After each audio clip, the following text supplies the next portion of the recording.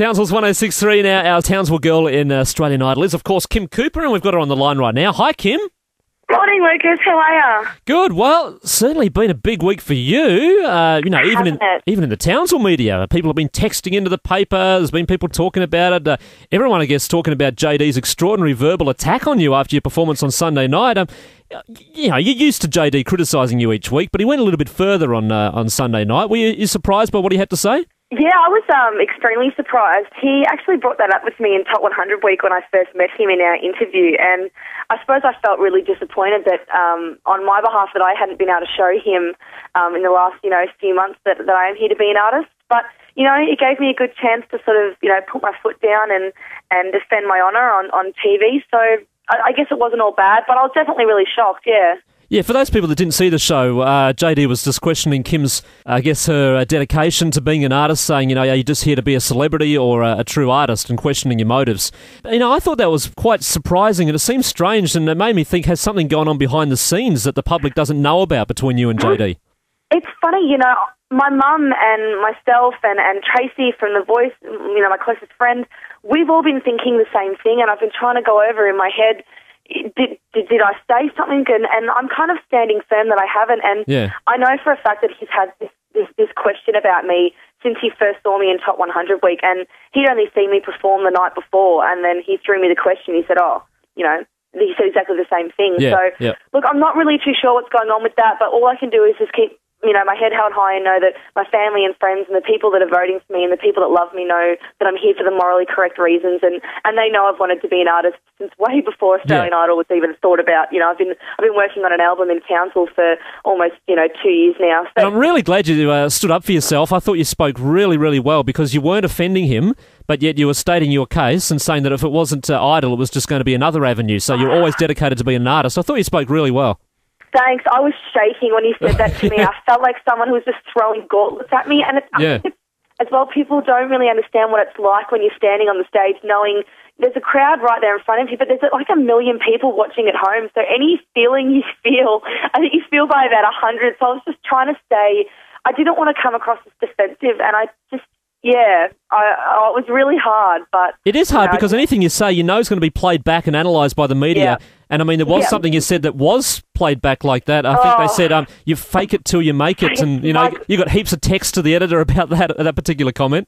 Did I? Oh, well, it was so taken out of context. I was actually referring to the fact that I was really nervous when I was meeting him, and when I found out that I'd learnt the wrong melody, I was really mortified. And then...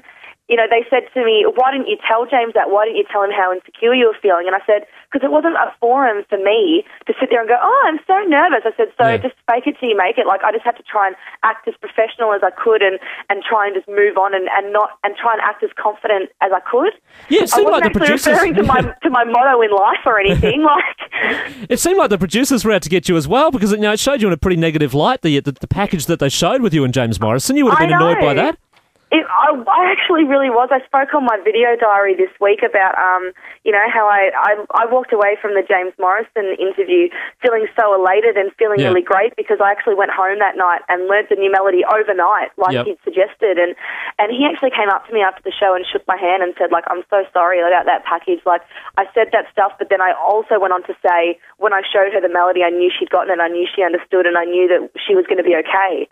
Yeah, but, I don't want to sit here and play the victim. I did say those words, and obviously I gave off a vibe that I really didn't mean to, and I think I learned something about my personality too. That sometimes when I'm feeling really insecure and when I'm feeling really sort of, oh my God, that was taken this time as a negative output, and I need to learn that about myself. So what it did show you, though, what it did show you is how much support you've got here in Townsville. After the show, you had literally hundreds of supportive messages on Facebook. How important was the Facebook support to you?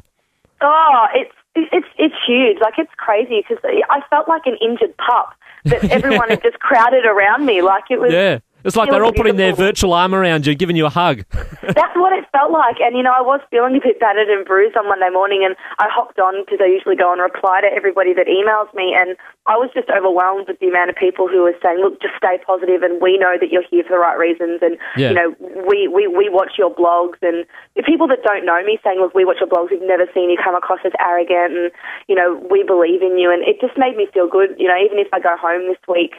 Yeah. People still believe in me, and I think that's what I've got to try and hold on to at the end of the day.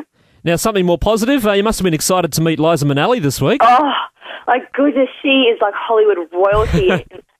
I cannot describe the passion and the intensity that she performs with. It's just, and it's from the inside. I couldn't even talk. I was that humbled by her. She was performing in front of me, and she finished, and I was just like, I literally said to her, I was like, I'm sorry, I can't talk. You are that amazing. That's fantastic. She was just, and she had so much to give. You kind of expect a celebrity like that to be a bit, oh no, that's your personal space and this is mine, and you'd forgive her for that, Yeah. But she was like, come in, darling, and giving everyone hugs, and she was amazing. And any clue as to what you're singing tomorrow night? I can release one because it's been released on the website, so I can actually tell you one this time. I'm excited. I'm singing All That Jazz. Oh, cool. Which was amazing because obviously I was learning from Liza Minnelli. So if you're going to do it, you're going to learn from the best. And I look forward to the look as well, because you always come up with fantastic outfits, so I'm looking forward to that. Yeah, well, I kind of get bagged every week for focusing not enough on the singing, but I enjoy dressing up, and I really enjoy it. I'm focusing on my singing 100%, but it's easy to for me, I find it easy to sort of quickly put a look together, and this week I've had so much fun. We all get the same amount of time allocated to go shopping, to go shopping for your outfits, so I found, a couple of good ones this week.